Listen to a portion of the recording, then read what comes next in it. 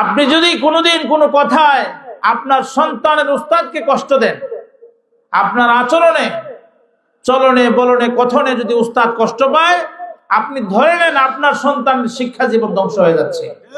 কোরআন শিখতে দিব, তখন অনেক গার্ডিয়ান আছে সন্তানরে কোরআন শেখার জন্য উস্তাদের কাছে দিছে ঠিক, কিন্তু আবার বয়ান দিয়েছে একটা, কান পড়া দিয়েছে একটা, কি হুজুর আমার সন্তানরা যত বড় আদম কইরা হুজুর বড় করছে, জীবনে কোনোদিন ফুলের টোকা দেয় নেই।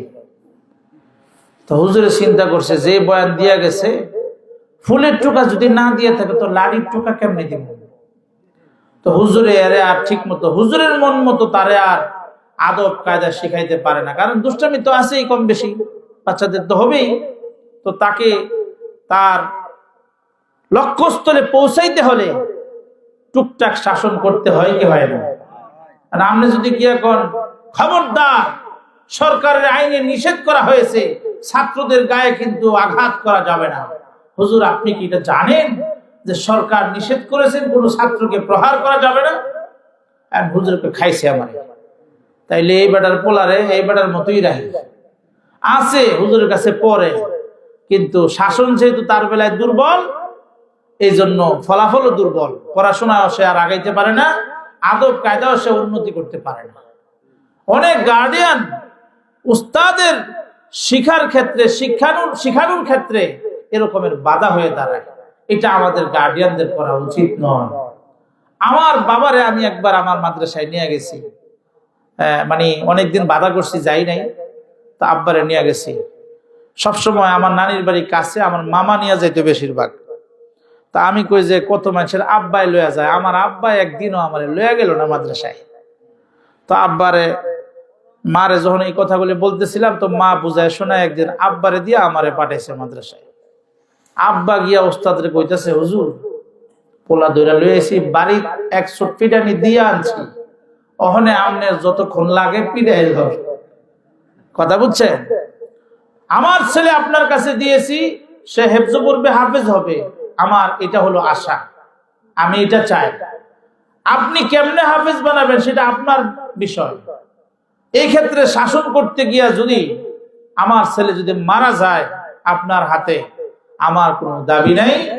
আপনি হয়তো বলবেন যে এটা কই গার্ডিয়ানরা পরে এটা ঠিক তাই না, তাইলে আপনি কাগজ দেন, আমি এই কথাটা লিখে সাইন করে যাচ্ছি। আমি তখন জিদ দে, তো আমার বয়স মনে করে 7-8 বছর, আমি তখন জিদ দে আর দুঃখে ফাইটা যাইতাছি।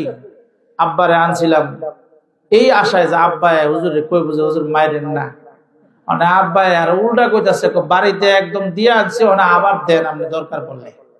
আর শাসন করতে গিয়ে মরে গেল, আমার কোনো দাবি নাই, জল্লাদ বাবা লইয়েছিল। আমার ভাইয়েরা, আচ্ছা আব্বাই যেই কথা বলছে হুজুরকে আমার বাইরে মাইরে লেছে, কথা কর না কেন? আমি কি মরে গেছি? আল্লাহ তাআলা বাঁচায় রাখছেন না? আপনার সন্তানও বেঁচে থাকবে। আপনি যদি কোনোদিন কোনো কথায় আপনার সন্তানের উস্তাদকে কষ্ট দেন, আপনার আচরণে, চলনে, বলনে, কথনে যদি উস্তাদ কষ্ট পায়, আপনি ধরে নেন আপনার সন্তানের শিক্ষা জীবন ধ্বংস হয়ে যাচ্ছে। এই জন্য মেহেরবানি করে বিষয়টি খেয়াল রাখবেন। পারবেন তো ইনশাআল্লাহ? সন্তানের যদি অনেক সময় দেখা যায় নিজের মা বাবা হতো, সন্তানকে অনেক সময় মাইর দিতে গিয়া নিজের অনিচ্ছায় একটু জোরে লেগে গেছে, হয় কি হয় না? অনেক সময় আপনি হয়তো এত জোরে দেওয়ার ইচ্ছা করেন না, তারপরও লেগে গেছে, কিছুই করার নাই।